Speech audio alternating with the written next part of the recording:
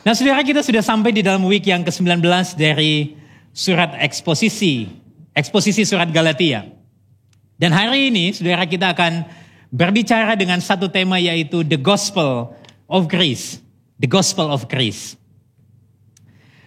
Saudara, mungkin kita sudah sering dengar kata grace, kata kasih karunia. Tetapi saudara, bisa saja kita tidak lagi menganggap kasih karunia itu sebagai sesuatu yang penting. Dan mungkin saja kita juga tidak lagi merasakan kekuatan kasih karunia itu berdampak di dalam diri kita. Kalau itu yang terjadi, maka hari ini kita perlu memikirkan kembali bagaimana pemahaman kita tentang kasih karunia. Sehingga kasih karunia itu bisa bergelora di dalam hati kita dan menggerakkan kita di dalam menghidupi panggilan kita menjadi garam dan terang di dalam dunia ini. Nah saudara, hari ini kita akan baca bersama perikop yang sudah kita baca minggu lalu. Tetapi kita akan melihat dari sudut pandang yang lain, sehingga di sana kita melihat betapa firman Tuhan itu sangat kaya di dalam menyatakan kebenarannya kepada kita. Are you ready? Yang siap katakan amin. Saudara, mari kita membaca bersama. Saya akan membaca bagian yang berwarna putih, dan saudara dan saya nanti kita membacakan bagian yang berwarna oranye. Galatia 4 ayat 21 sampai ayat 31. Katakanlah kepadaku, hai kamu yang mau hidup di bawah hukum Taurat, tidakkah kamu mendengarkan hukum Taurat? Bukankah ada tertulis bahwa Abraham mempunyai 2 orang anak, seorang dari perempuan yang menjadi hambanya dan seorang dari perempuan yang merdeka. Tetapi anak dari perempuan yang menjadi hambanya itu diperanakan menurut daging, dan anak dari perempuan yang merdeka itu oleh karena janji. Ini adalah suatu kiasan, sebab kedua perempuan itu adalah 2 ketentuan Allah, yang satu berasal dari Gunung Sinai dan melahirkan anak-anak perhambaan, itulah Hagar. Hagar ialah Gunung Sinai di tanah Arab, dan ia sama dengan Yerusalem yang sekarang, karena ia hidup dalam perhambaan dengan anak-anaknya. Tetapi Yerusalem surgawi adalah perempuan yang merdeka, dan ialah ibu kita. Karena ada tertulis, bersukacitalah, hai si mandul yang tidak pernah melahirkan. Bergembiralah dan bersorak-sorailah, hai engkau yang tidak pernah menderita sakit bersalin. Sebab yang ditinggalkan suaminya akan mempunyai lebih banyak anak daripada yang bersuami. Ayat 28. Dan kamu, saudara-saudara, kamu sama seperti Ishak adalah anak-anak janji. Tetapi seperti dahulu, dia yang diperanakan menurut daging menganiaya yang diperanakan menurut roh. Demikian juga sekarang ini. Tetapi apa kata nas kitab suci? Usirlah hamba perempuan itu beserta anaknya. Sebab anak perempuan itu tidak akan menjadi ahli waris bersama-sama dengan anak perempuan merdeka itu. Karena itu saudara-saudara, kita bukanlah anak-anak hamba perempuan, melainkan anak-anak perempuan merdeka. Saudara, berbahagialah kita semua yang membaca, yang merenungkan, dan yang terlebih dimampukan untuk melakukan kebenaran firman Tuhan di dalam hidup kita setiap hari. Nah saudara, seperti yang saya katakan tadi, bahwa seringkali dan yang terkadang kita alami hari ini mungkin, kalau kita mendengar kata kasih karunia, kita seringkali take it for granted untuk itu. Kita sudah sering kali mendengar kata ini, sehingga apa, kita tidak lagi menganggap atau menghargai kasih karunia itu sendiri sebagai sesuatu yang sangat penting. Karena apa? Karena itu sudah terbiasa. Nah saudara, bicara tentang take it for granted, kadang-kadang kalau kita mau jujur, kita juga sering kali take it for granted untuk banyak hal di dalam hidup ini. Saya kasih contoh saudara, misalnya kita ini sering kali juga take it for granted untuk udara yang kita hidup setiap hari. Karena apa? Karena kita merasa bahwa itu sesuatu yang harusnya kita alami, harusnya kita terima. Tetapi bayangkan ketika saudara mengalami sakit dan harus membayar akan setiap tarikan udara dari tabung oksigen yang ada di rumah sakit. Dan ketika tagihannya makin membengkak, barulah kita ingat tentang betapa kita perlu bersyukur akan setiap udara yang kita hirup. Kita sering kali take it for granted untuk ini. Atau di dalam hal yang lain, saudara, kita sering kali juga take it for granted untuk orang-orang di sekeliling kita. Entah itu keluarga kita, sahabat-sahabat kita, teman-teman care group kita seringkali take it for granted untuk itu. Karena apa? Kita sudah merasa biasa ketemu, kita sudah merasa selalu berada bersama-sama dengan dia, maka kita anggap itu sesuatu yang wajar, sesuatu yang pasti terjadi. Tetapi bayangkan ketika orang-orang itu pergi dan meninggalkan kita. Baru waktu itu kita sadar itu sesuatu yang penting. Begitu juga halnya dengan kasih karunia. Kita sering dengar, kita sering kemudian membaca tentang kasih karunia. Tetapi acap kali kita take it for granted untuk itu. Kita sudah terbiasa dengan kasih karunia, maka kita tidak lagi melihat kasih karunia itu sebagai sesuatu yang harusnya dirayakan setiap saat. Ataupun saudara, kalau kita masih ucapkan, seringkali itu hanya sebatas ucapan klise yang menunjukkan bahwa kita ini masih rohani. Padahal kita sudah kehilangan rasa akan kasih karunia.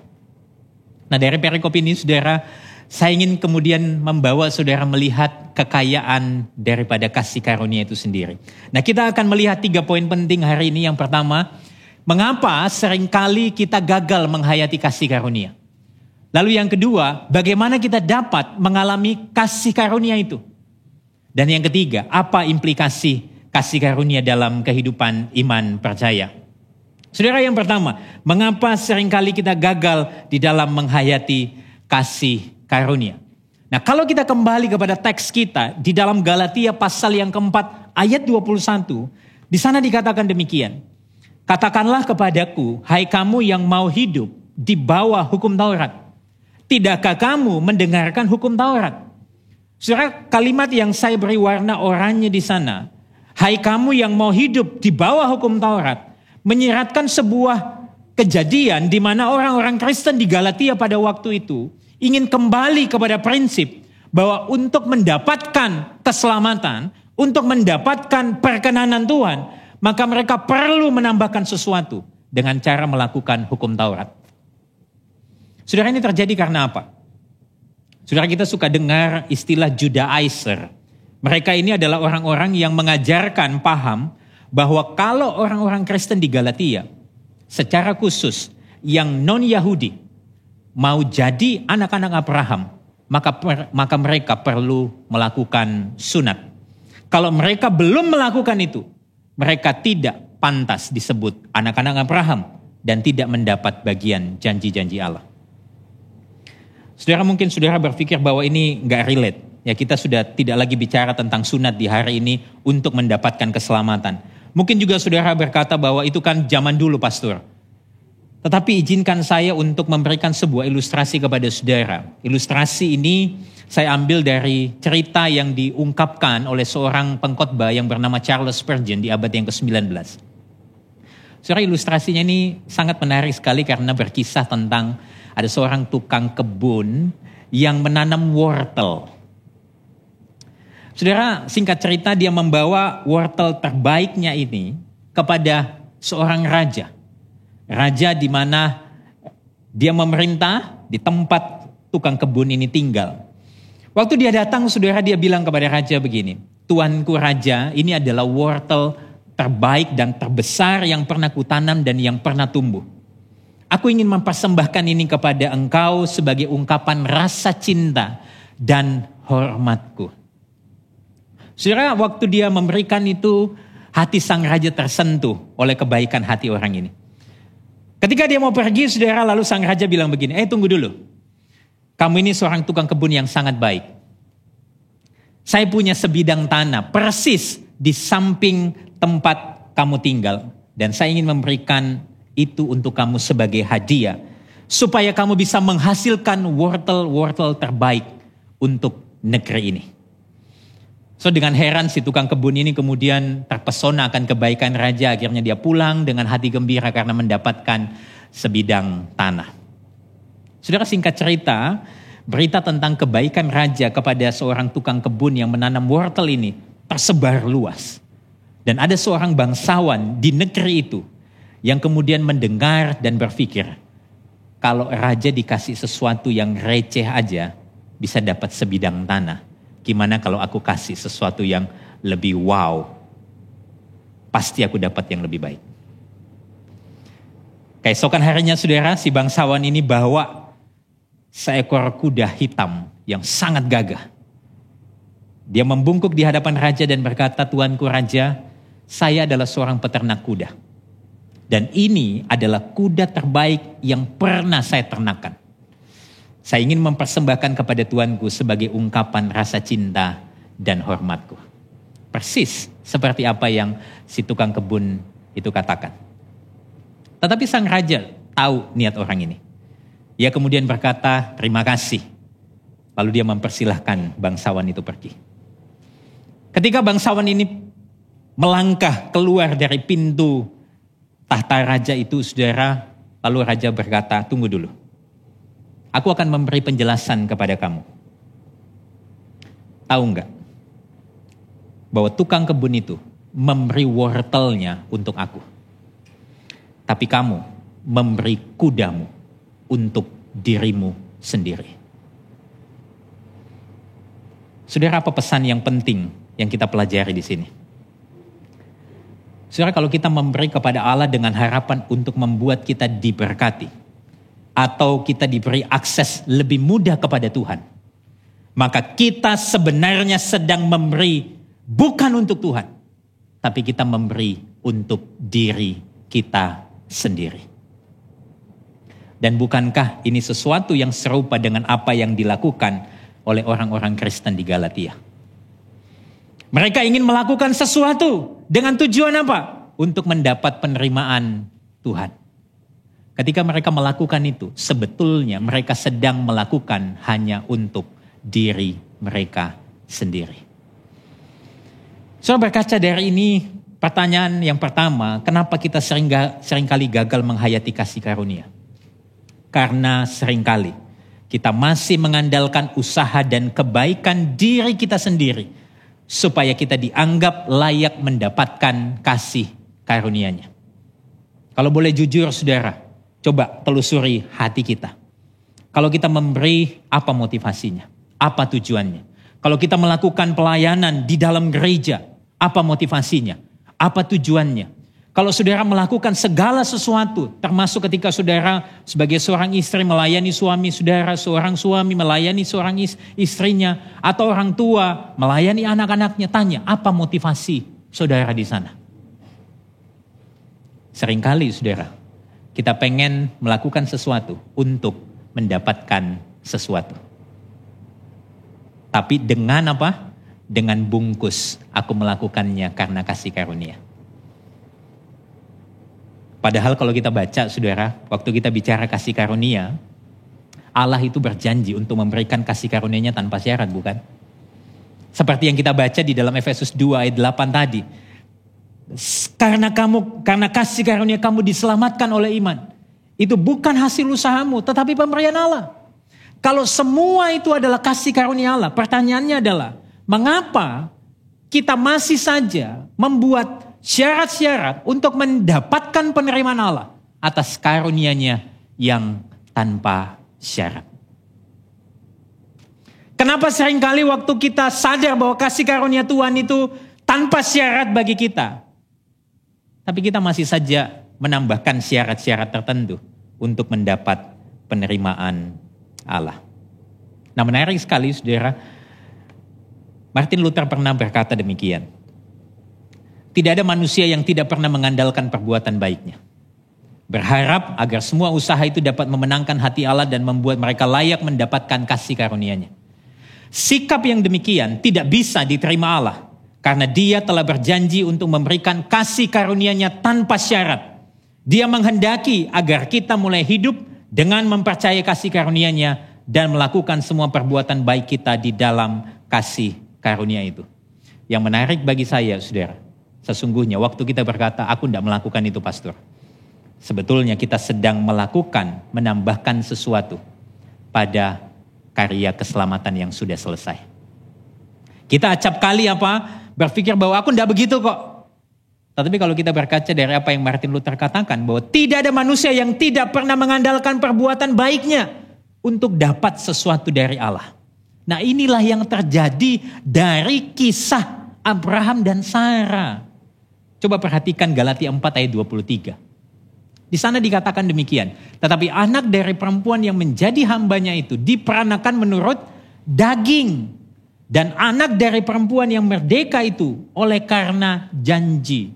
Dengan kata lain, Paulus ingin mengekspos bahwa kelahiran Ismail ini diperanakan oleh karena hikmatnya manusia.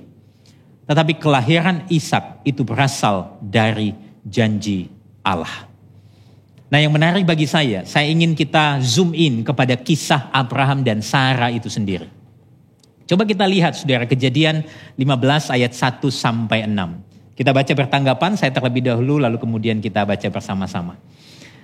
Kemudian datanglah firman Tuhan kepada Abraham dalam suatu penglihatan. Jangan takut Abraham, akulah perisaimu, upahmu akan sangat besar.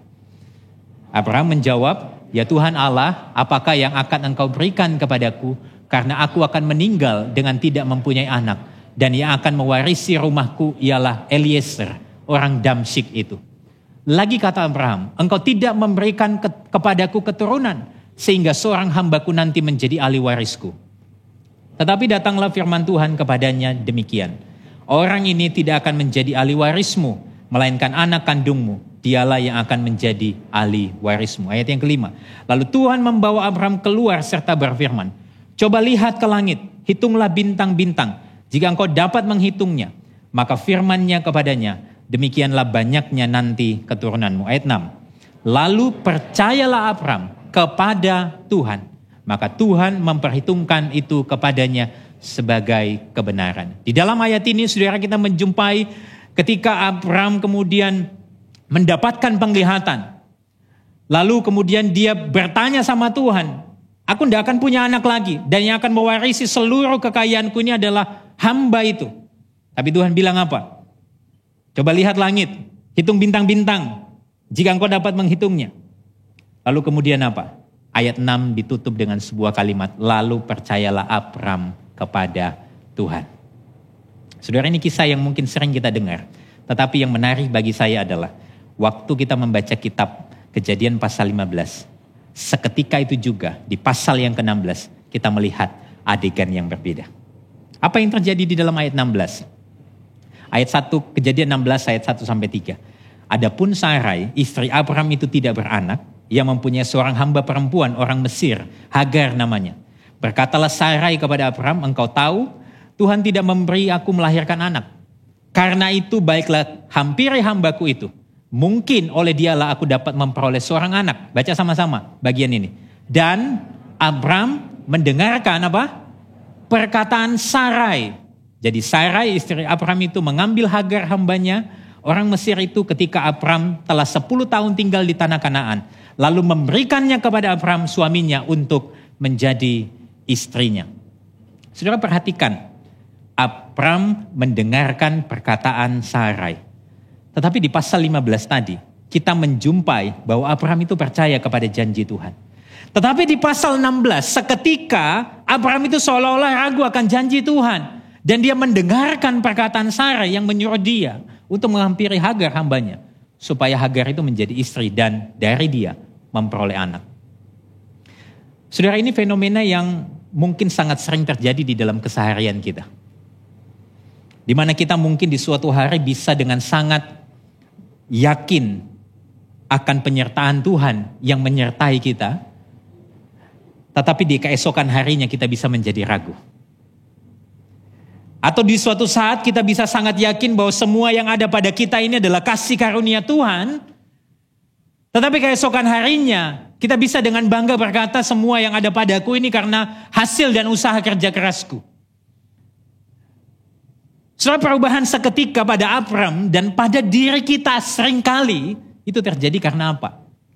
Karena kecenderungan hati kita yang salah arah, di mana kita ingin jawaban instan untuk mengatasi persoalan hidup kita. Jadi mengapa kita seringkali gagal di dalam menghayati kasih karunia? Karena kecenderungan hati kita yang salah arah dan kita ingin jawaban instan atas persoalan hidup. Saudara, mendapatkan jawaban atas persoalan hidup itu bukanlah sebuah dosa. Tetapi menjadi keliru waktu kita menginginkan jawaban dengan cara kita dan sesuai dengan kehendak kita.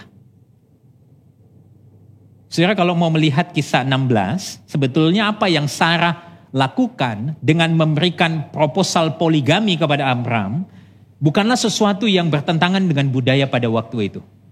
Tetapi kalau kita kembali melihat seluruh kebenarannya, di sini saya mau mengatakan kepada saudara bahwa apa yang diterima dan dibenarkan oleh budaya itu tidak menjamin itu seturut dengan kehendak Allah.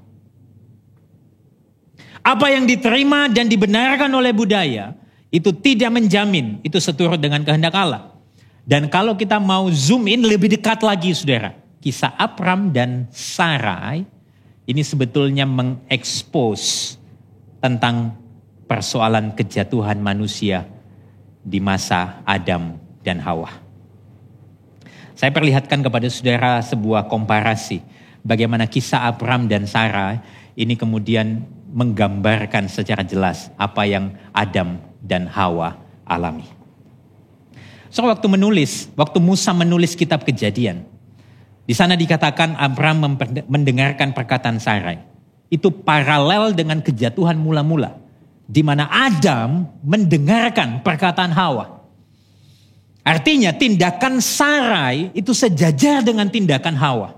Coba perhatikan, kalau nanti saudara membuka Kejadian 16 ayat 2, di sana dikatakan ketika Abram mendengarkan istrinya, itu sama persis ketika Adam mendengarkan istrinya di dalam Kejadian 3 ayat 17. Kata yang sama muncul di dalam bahasa Ibrani untuk ini.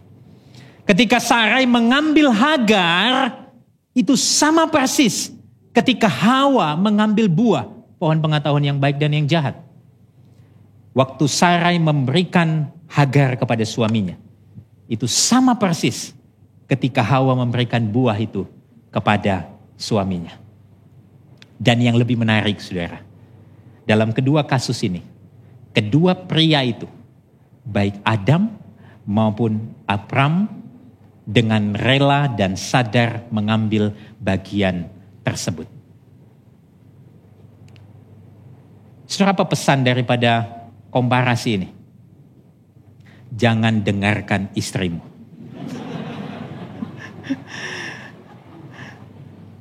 Saudara, tentu bukan itu ya. Pesannya adalah, ini menunjukkan betapa kecenderungan hati manusia tanpa terkecuali itu sudah rusak karena dosa. Kita cenderung ingin melakukan kehendak kita sendiri sekalipun kita tahu kehendak Allah. Kita cenderung untuk mengambil keputusan berdasarkan keyakinan diri kita, padahal kita tahu apa yang menjadi kehendak dan keinginan hati Allah. Dan sebetulnya ini menunjukkan bahwa seringkali kita itu gak pengen Allah itu pegang kendali atas hidup kita. Karena apa? Karena kita lebih suka pegang kendali dengan kekuatan diri kita sendiri. Saudara, seorang teolog yang bernama R.C. Sproul, dia mengatakan sebuah kalimat demikian. Kehilangan mendasar dari keinginan akan Allah adalah inti daripada dosa asal.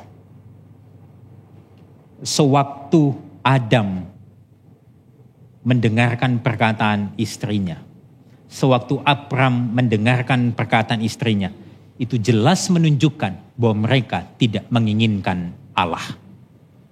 Dan ini adalah dosa manusia.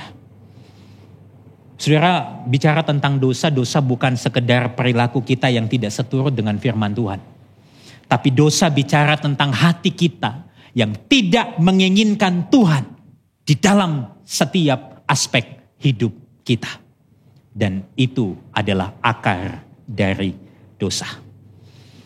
Saudara, karena keinginan hati manusia ini sudah rusak karena dosa, maka hanya yang berasal dari luar diri kita yang sanggup mengubahkan apa yang ada di dalam hati kita yang rusak. Hati kita ini sudah rusak. Apakah hati kita bisa memperbaiki dirinya sendiri? Tentu tidak, saudara. Sama seperti ketika gadget saudara rusak, gadget itu tidak bisa memperbaiki dirinya sendiri. Butuh sesuatu yang dari luar untuk memperbaikinya. Demikian juga dengan hati kita yang sudah rusak. Dan jawabannya adalah kasih karunia. Katakan sama-sama kasih karunia. Kasih karunia. Saudara, seorang penulis buku, Matt Chandler, di dalam bukunya The Explicit Gospel, dia mengatakan demikian. Kasih karunia adalah pengubah hati. Karena dari hati muncul segala macam perilaku. Saudara, seringkali hati kita yang gak beres. Hati kita yang salah arah. Perbuatan kita, apapun yang kita lakukan, itu merupakan ekspresi dari hati kita yang kacau. Saudara, saya kasih contoh praktis. Saudara, beberapa waktu yang lalu setelah kami pulang dari gereja atau dari pelayanan, kemudian seperti biasa protokol di rumah, di tempat kami tinggal itu adalah kita mesti mandi. Ya, membersihkan diri ini sejak COVID itu terus terjadi, bahkan sebelum COVID pun. So lalu karena kami tinggal di satu tempat yang tidak terlalu besar, di sebuah apartemen, kira-kira besarnya 40 meter persegi, kira-kira begitu. Waktu istri saya mandi, saudara, lalu dia ada ngomong satu kalimat kepada saya yang kemudian membuat hati saya itu bisa panas. Jadi selama 8 tahun kami menikah, saudara, lalu kemudian dia tahu bahwa saya orang yang sangat committed terhadap apa yang saya sudah sampaikan. Kalau saya janji, saya akan tepati. Lalu satu kali dia tanya begini sama saya, dia lagi mandi, saya lagi duduk di ruang tamu, dia bilang begini, "Ko, kapan lagi kita ke dokter?" Saudara tahu enggak, waktu dia bilang kapan lagi kita ke dokter, karena memang setiap bulan biasanya saya menemani dia ke dokter untuk cek dan sebagainya, di dalam persoalan kandungan of course. Waktu dia tanya begitu, saudara, hati saya bisa tiba-tiba panas. Waktu dia nanya begitu, saya langsung respon begini. Opo nanya, kamu ndak percaya tak aku bisa ngurusi kamu nanti? Aku pasti tepatin janji untuk ngantar kamu ke dokter. Saudara lihat ya, dia cuma nanya pertanyaan yang simple sekali. Saya bisa tiba-tiba panas. Di ruang makan itu, saya langsung bilang begini, bentar dia keluar dari kamar mandi, saya dudukin nih. Saya ajak bicara nih. Apa kamu ndak percaya tuh sama aku? Aku wis janji tuh, nanti saya akan bawa kamu ke dokter. Begitu dia keluar, saudara, dia bilang begini, "Ko, wis ndak usah panas. Tenang, aku cuma nanya. Aku cuma pengen cerita. Di rumah ini, aku cuma bisa bicara sama kamu. Gak ada yang lain kan? Itu sebabnya aku cerita sama kamu." Tapi lihat saudara, hati saya itu bisa tiba-tiba panas. Bisa, berhala kontrol saya terganggu. Berhala kenyamanan saya mulai terusik. Apa kamu tidak percaya? Lihat ya, hati kita ini kacau sekali. Dari hati kita yang kacau muncul apa? Oh, perilaku, perbuatan-perbuatan yang tidak seturut dengan kebenaran firman Tuhan. Nah, disinilah saudara, waktu kita sadar jawabannya bukan dari dalam kita, tapi kita butuh sesuatu yang dari luar, dan itu adalah kasih karunia. Lalu pertanyaan yang kedua, saudara, bagaimana kita bisa mengalami kekuatan kasih karunia? Nah, di sini saudara, saya ingin membawa kita untuk menyimak kembali bacaan kita di dalam Galatia 4 ayat 27.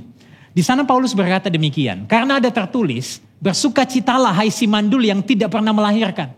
Bergembira dan bersorak-sorailah, hai engkau yang tidak pernah menderita sakit bersalin, sebab yang ditinggalkan suaminya akan mempunyai lebih banyak anak daripada yang bersuami.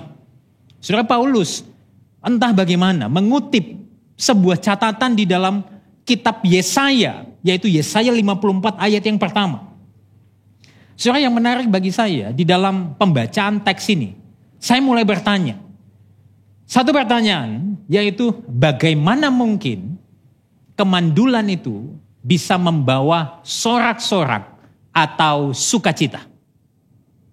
Bagaimana mungkin seorang yang tidak punya anak bisa bersorak-sorak dan bersukacita? Saudara, selama 8 tahun pernikahan kami memang belum dikaruniai anak. Dan disitulah kami jatuh bangun untuk berproses juga, saudara.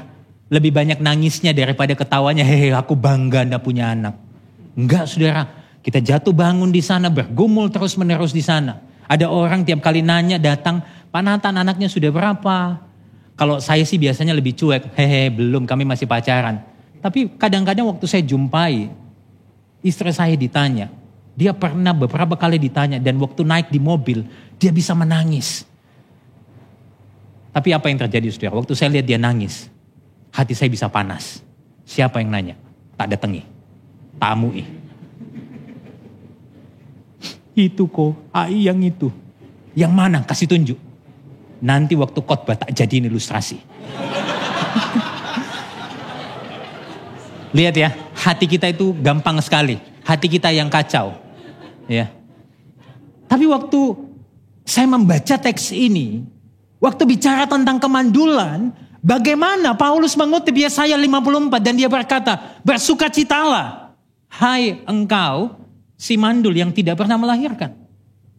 Bagaimana mungkin kemandulan itu membawa sorak-sorai atau sukacita?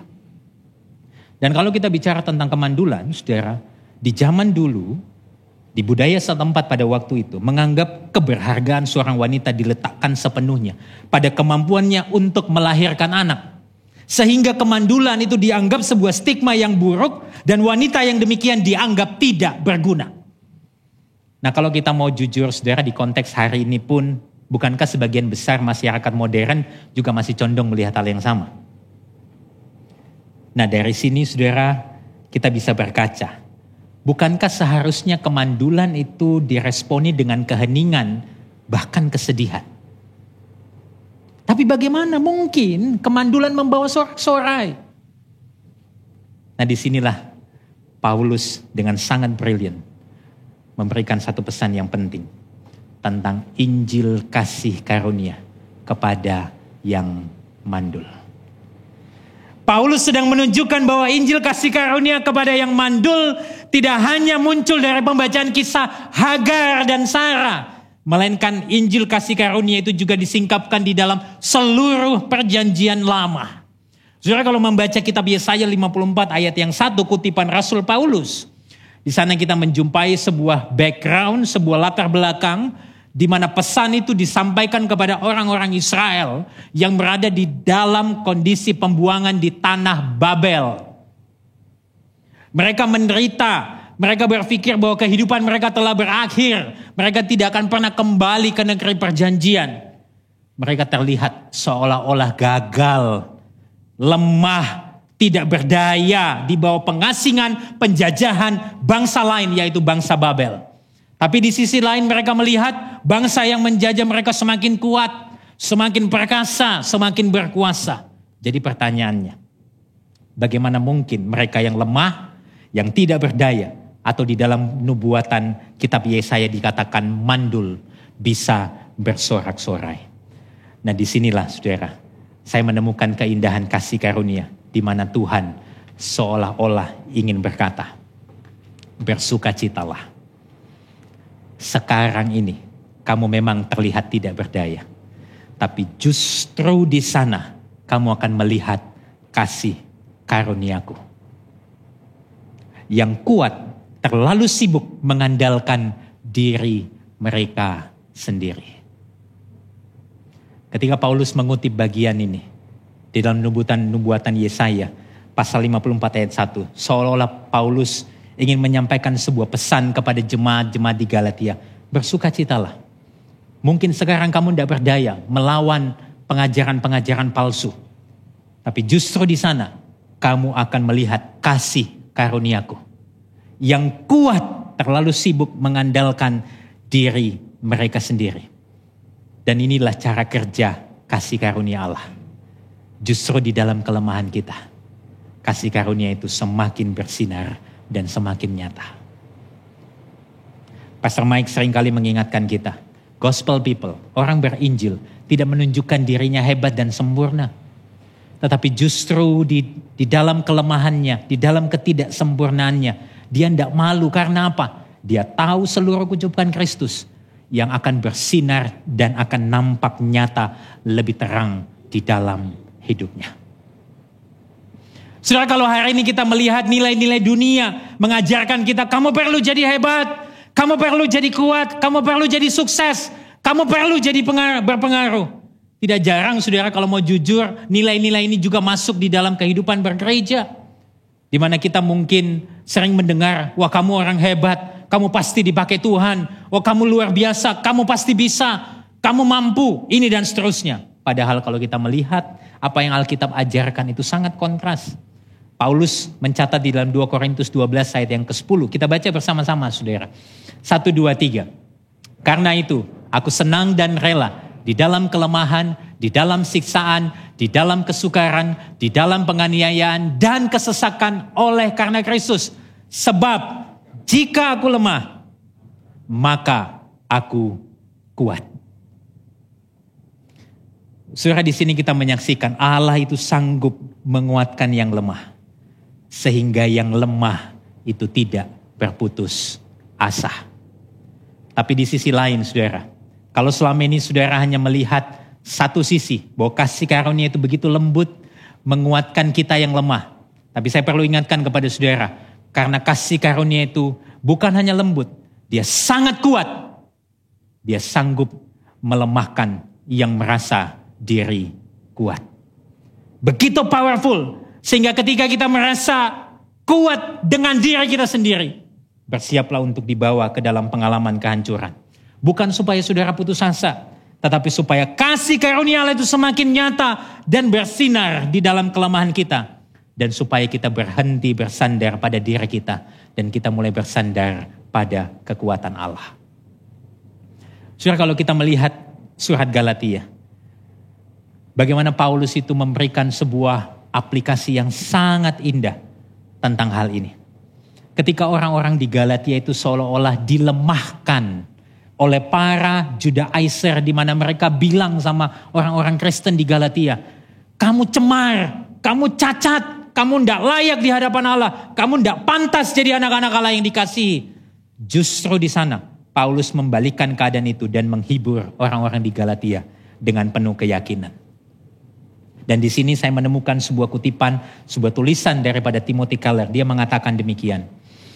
Jika keselamatan bergantung pada perbuatan, maka hanya mereka yang subur yang dapat memiliki keturunan. Hanya mereka yang memiliki kemampuan moral dan kekuatan. Orang-orang dari keluarga baik, orang-orang dengan rekam jejak baik yang dapat berbuah secara rohani. Menikmati kasih dan sukacita Tuhan dan berdampak pada kehidupan orang lain.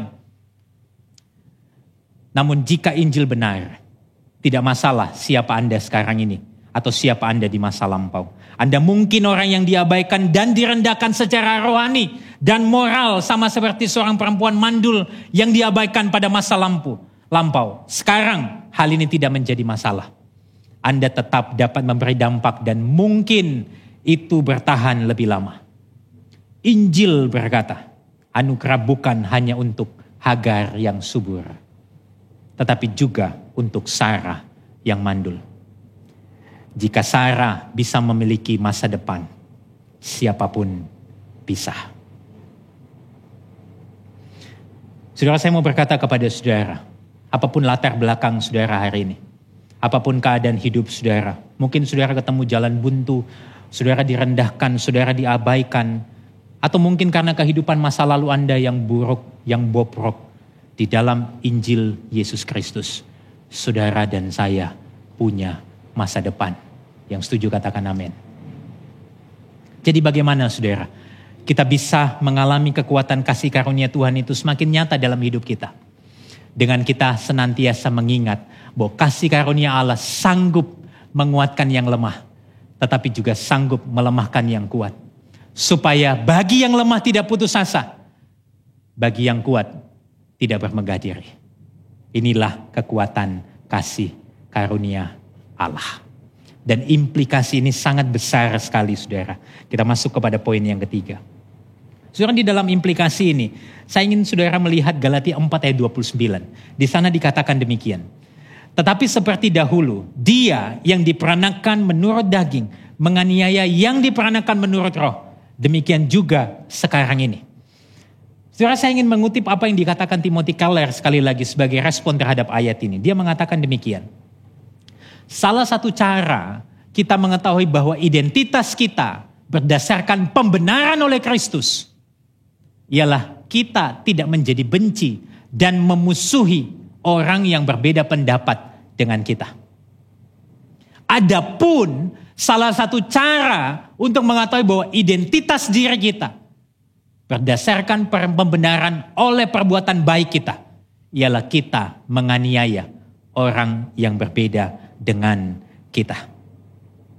Saudara, sesungguhnya respon kita terhadap penderitaan, respon kita terhadap penganiayaan, respon kita terhadap perbedaan pendapat dengan orang-orang lain, itu hanya akan mengekspos siapa diri kita, mengekspos identitas kita. Kalau respon kita digerakkan oleh kasih karunia, maka kita akan dimampukan untuk tidak membenci dan tidak memusuhi orang yang berbeda pendapat dengan kita. Tapi kalau respon kita digerakkan oleh perbuatan baik kita, maka kita akan condong untuk melihat dan merendahkan orang lain karena dia tidak melakukan apa yang kita lakukan. Dan disinilah saudara, ini implikasi yang besar sekali dalam kehidupan kita. Dan saya ingin memberikan kepada saudara contoh praktis yang lain tentang implikasi memahami kasih karunia. Kalau kita diselamatkan karena kasih karunia, itu akan menenangkan kita. Coba perhatikan saudara. Misalnya ketika saudara marah karena merasa kurang dihargai. Baik itu oleh pasangan saudara, oleh rekan kerja saudara. Apa respon saudara? Coba ingatkan diri saudara dengan kasih karunia. Karena semuanya hanya kasih karunia. Waktu kita merasa kurang dihargai, waktu kita merasa bahwa kita tidak layak untuk mendapatkan apa yang kita anggap pantas kita dapatkan, kita diingatkan saudara, sebetulnya kalau Allah mau memberikan yang pantas bagi kita, maka itu satu-satunya hanyalah kematian yang kekal. Sehingga dengan lensa kasih karunia, waktu kita mau melampiaskan kemarahan kepada mereka yang tidak menghargai kita, maka kita diingatkan terlebih dahulu, sesungguhnya kita juga orang yang layak terima kemarahan dan murka Allah. Tetapi karena kasih karunia kita diampuni. Waktu saudara pakai lensa kasih karunia, saudara merespon akan lebih tenang, saudara bisa rest di sana. Contoh yang lain saudara, saat saudara merasa bersalah atas kegagalan yang saudara lakukan. Saudara, kadang-kadang kita bisa begitu tertekan, kita bisa begitu depresi, kita kemudian tidak ingin hidup lagi. Tetapi coba lihat dengan lensa kasih karunia. Karena semuanya hanya kasih karunia, maka hari ini kita tidak bisa berkata bahwa aku tidak layak menerima kasih karunia Allah. Kalau mau jujur, sesungguhnya sejak mula kita memang gak layak. Tetapi karena Kristus, dia memberikan kasih karunia-Nya kepada kita. Sehingga sekalipun kita melakukan kesalahan, engkau dan saya tetap dikasihi dan dipanggil sebagai anak-anak Allah. Dengan lensa kasih karunia, waktu saudara gagal, saudara gak jadi putus asa. Saudara gak depresi, saudara gak menyalahkan diri saudara. Tapi saudara sadar ada kasih karunia yang menopang saudara untuk bangkit dan melakukan hal itu lagi. Tapi di sisi lain, kebenaran ini tidak buat kita jadi malas. Tetapi menggerakkan kita untuk apa? Tetap memberikan yang terbaik bagi Tuhan. Wow. Saudara, inilah keindahan Injil kasih karunia. Dari 3 pertanyaan ini saudara, ternyata ada 1 pertanyaan yang lebih penting yang perlu kita pikirkan. Pertanyaannya ialah, lantas siapa yang membuat kita menerima kasih karunia? Dan yang memampukan kita menghidupi kasih karunia. Saya ingin membawa saudara melihat kembali 3 ayat yang tadi kita baca sama-sama. Galatia 4 ayat 21, Galatia 4 ayat 27, Galatia 4 ayat 29. Ketika Paulus berkata, katakanlah kepadaku, hai kamu yang mau hidup di bawah hukum Taurat, tidakkah kamu mendengarkan hukum Taurat? Ketika orang-orang di Galatia, orang-orang Kristen di Galatia ingin menambahkan sesuatu pada karya keselamatan Kristus yang sudah selesai di atas kayu salib dengan melakukan hukum Taurat. Sebetulnya mereka hanya melakukan untuk diri mereka sendiri. Tapi apakah mereka bisa melakukan hukum Taurat dengan sempurna? Tentu tidak. Maka dari itu pertanyaannya ialah, siapakah yang mampu hidup taat sepenuhnya pada hukum Taurat sehingga layak diterima Allah? ketika Paulus mengutip Yesaya 54 ayat yang pertama tentang bersukacita di tengah kelemahan, di tengah ketidakberdayaan, di tengah kemandulan. Saudara, kita perlu pikirkan satu pertanyaan yang lebih penting. Siapakah yang lahir dari wanita yang mungkin tidak mengharapkan kehamilan? Bukan karena dia mandul, tapi karena dia masih perawan. Lalu waktu Paulus mengatakan, tetapi seperti dahulu dia diperanakan menurut daging, menganiaya yang diperanakan menurut roh. Seolah-olah Paulus pengen berkata bahwa Ishak akan selalu mengalami aniaya dari Ismail.